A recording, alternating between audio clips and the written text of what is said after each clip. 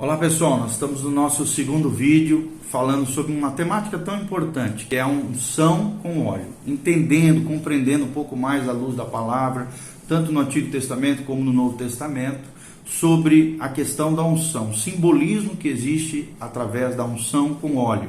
Precisamos compreender para fazer de maneira mais eficaz as ministrações, aconselhamentos, oração pelos enfermos, oração sobre aqueles que estão de alguma maneira influenciados, perseguidos por demônios.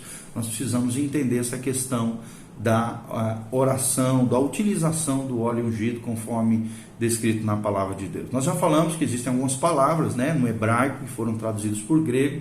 No grego, principalmente no Antigo Testamento, nós vimos a palavra suk, no hebraico, que foi traduzido para aleifo no grego. Já falamos um pouquinho sobre isso, você pode assistir no vídeo anterior. Falamos um pouquinho também da palavra suk no hebraico, que foi traduzido como crio, crisma, no sentido de ungir, de trazer uma bênção para aquelas pessoas, e suk e aleifo, como eu já falei, no sentido, traduzido no sentido de ungir literalmente, conforme diz a palavra de Deus.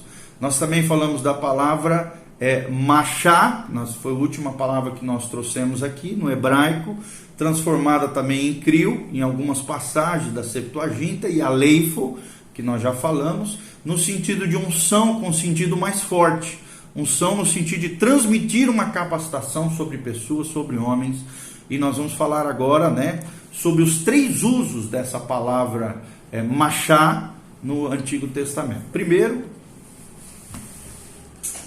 nós vamos falar de que essa palavra foi usada num ritual, eram utilizadas em rituais espirituais, direcionados por Deus, transmitindo simbolicamente uma capacitação de Deus ao rei. Então, em primeiro lugar, a palavra machá, que é em alguns trechos da Septuaginta, no Antigo Testamento, no grego era colocada a palavra crio, daí que deriva a palavra Christos, o ungido de Deus, ou aleifo, tendo como unção um sentido mais forte de transmitir uma capacitação. Em primeiro lugar, era usada num ritual, transmitindo simbolicamente uma capacitação aos reis, tanto de Israel como também outros reis que foram ungidos pelos profetas de Israel. Os estudiosos, por exemplo, creem que Israel tenha copiado dos países cananeus, da Síria, da Palestina, a instituição da monarquia. Olhando para eles, desejaram isso, a Bíblia revela isso em 1 Samuel, e juntamente com ela, como existia já um costume de ungir os reis, trouxeram isso também para a cultura israelita daquela época. Então, como diz a palavra aqui em Juízes 9:8, foram, certa vez, as árvores ungir para si um rei e disseram à oliveira, reina sobre nós. Então nós vemos aqui em Juízes 9, versículo 8, a palavra machá, em hebraico, que foi traduzida no grego, na Septuaginta, que é a Bíblia grega do Antigo Testamento, tradução do Antigo Testamento para o grego, por 70 sábios da Grécia, na cidade de Alexandria, no Egito, onde tinha o farol de Alexandria, aquela grande biblioteca. Foi traduzida machá em hebraico para crio.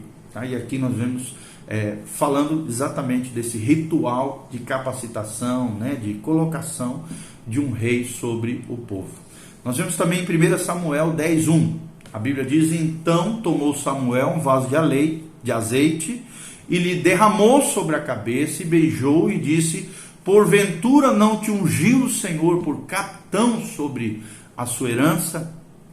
Então nós vemos aqui Samuel ungindo Saul como capitão e rei da herança do Senhor, se referindo ao povo de Israel. Aqui também tem a palavra no hebraico machá, que na Septuaginta foi traduzida para crio, C-H-R-I-O, tá bom?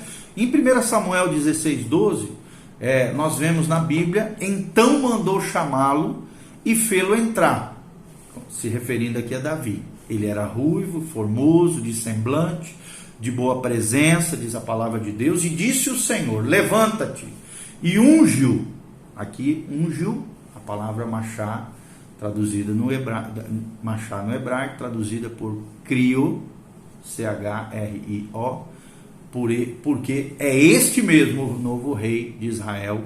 1 Samuel 16, 12. Então nós vemos aqui a unção sendo usada numa ritualística de imposição, de capacitação sobre um rei. Primeiramente, 1 Samuel 10, 1, sobre Saul. Depois, como sucessor de Saul, o rei Davi, em 1 Samuel 16, versículo 12. Então a unção com óleo podia ser aplicada pelos anciãos de Israel, né, como também pelos profetas, em entendimento entre o rei e esses representantes das 12 tribos de Israel, conforme diz 2 Samuel 5, de 1 a 12. Era realizada por uma ordem direta de Deus, pela mão de um profeta de Deus. Nós vemos isso claramente em 1 Samuel 9, 16.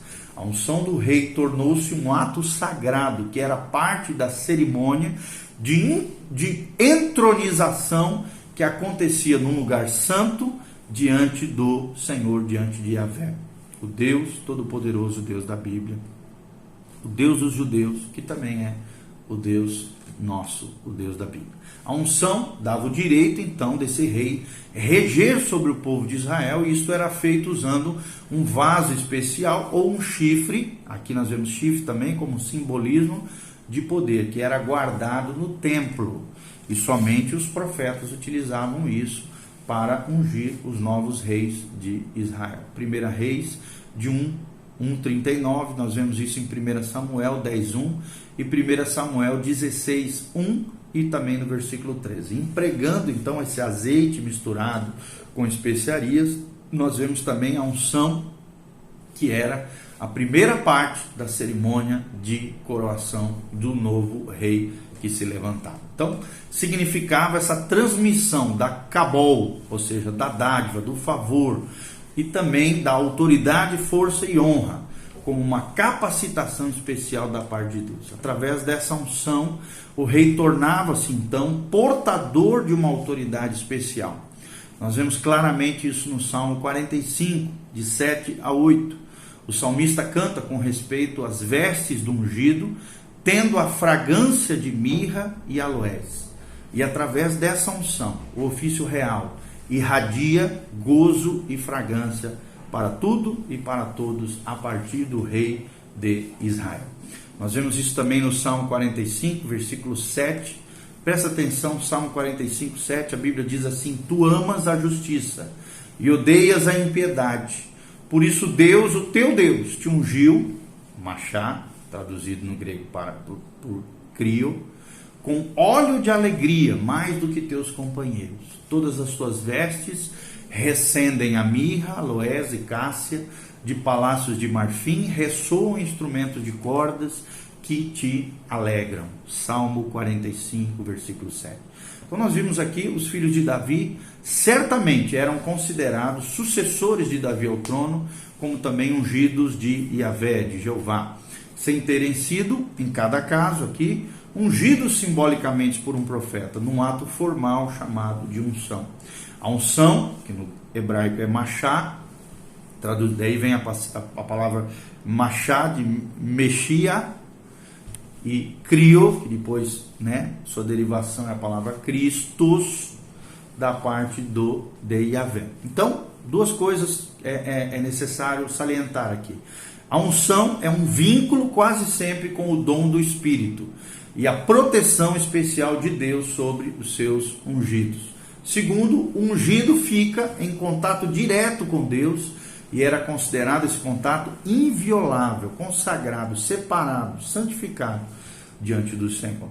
Então, em 1 Samuel 16, 13, depois que Davi foi ungido, diz a Escritura que o Espírito do Senhor veio sobre ele.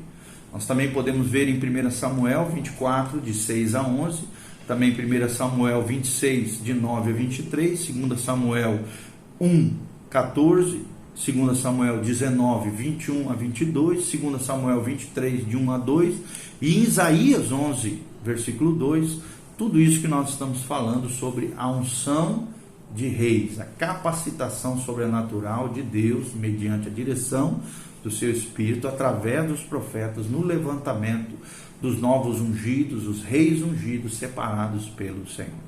Segunda característica que nós vemos dessa unção no Antigo Testamento. Era a unção de sacerdotes. Quando os sacerdotes eram levantados por Deus, eram ungidos por Deus para oficiarem o sacerdócio diante do Senhor. Então nós vemos essa unção dos sacerdotes, né, era para transmitir um outro tipo de capacitação. Uma coisa é rei, outra coisa é sacerdote.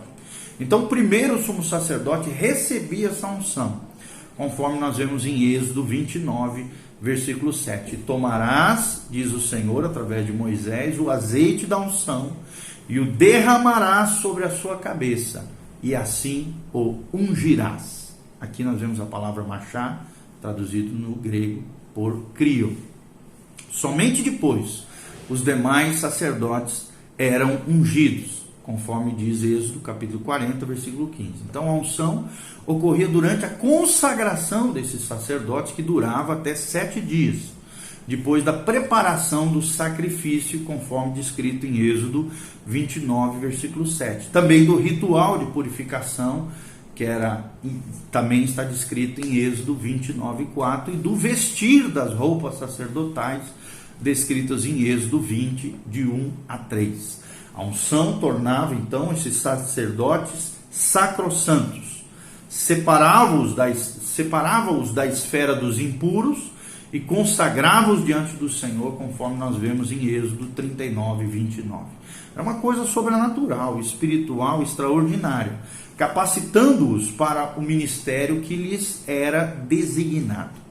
Então, como é a santificação que traz o poder de Deus, também trazia uma capacitação espiritual e uma condição para que Deus possa operar. A unção sempre era empregada no Antigo Testamento para ungir objetos sagrados, para santificá-los e também para torná-los aptos para o serviço na casa do Senhor.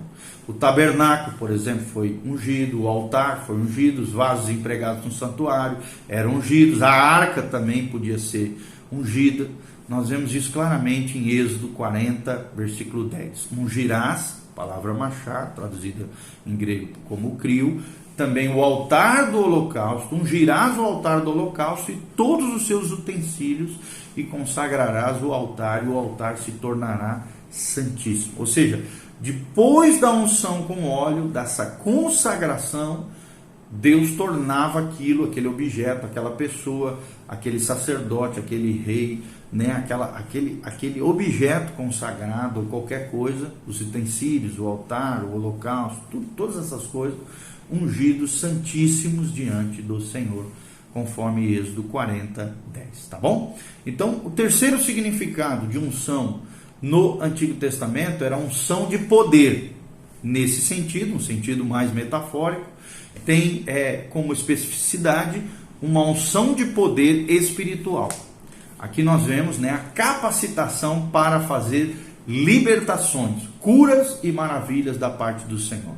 E ocorrem algumas vezes nas Escrituras, principalmente no Antigo Testamento. Nós vemos isso em Isaías 61, versículo 1, quando a palavra de Deus, revelando acerca do Messias que viria, Jesus Cristo, ele libera essa palavra profética, Isaías, dizendo: o Espírito do Senhor Deus está sobre mim, porque o Senhor me ungiu, palavra machá, traduzida no grego como crio, me ungiu para pregar boas novas aos mansos, enviou-me para restaurar os contritos de coração, para proclamar liberdade aos cativos e abertura também de prisão aos presos. Nós vemos isso em Isaías 61, versículo 1, ok?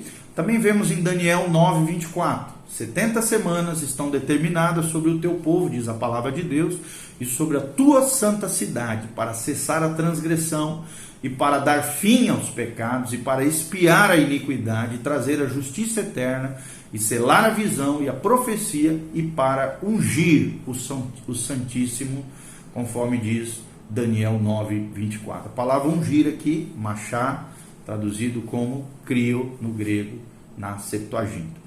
E também nós vemos isso em Gênesis 31, 13, em Êxodo 40, 15, o sentido também é essa unção simbólica, essa unção espiritual, essa capacitação poderosa de Deus, como machá, já nesses dois trechos de Gênesis e de Êxodo, Êxodo 40:15, Gênesis 31:13 foi traduzido na Septuaginta pela palavra aleifo, tá bom? Derivado também de Machá é a palavra Machia, que, como eu já falei, significa Messias ou ungido de Deus, que aparece, por exemplo, no Salmo 2:2, traduzido na Septuaginta como Christos.